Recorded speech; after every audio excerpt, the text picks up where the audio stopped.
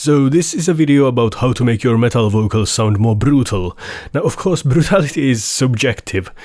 Some people will think that something like sounds really brutal, but then another person might say it doesn't sound brutal at all and that they prefer and that sounds more brutal. So of course the maximum brutality approach is to layer those.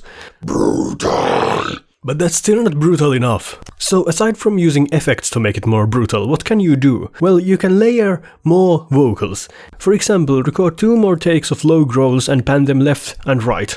Brutal. And now we get to effects. I recommend throwing a bit of distortion on the higher vocal after first putting a high pass filter on it. Brutal. Then a little bit of delay on all of the vocals. Brutal.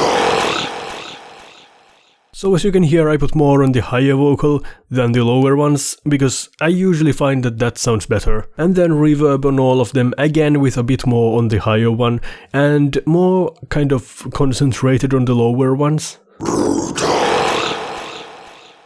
So you think that sounds like ass? Well, okay, that's fine, but take a listen when it's on top of an actual song.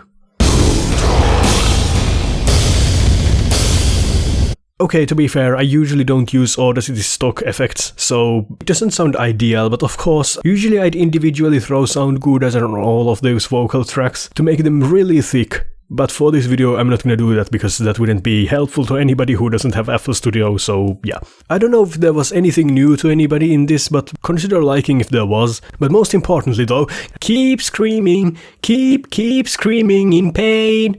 I don't even know what the original song is, I just had to do that. I said I'd never do this again, but I did. I had to. Sorry for the cringe.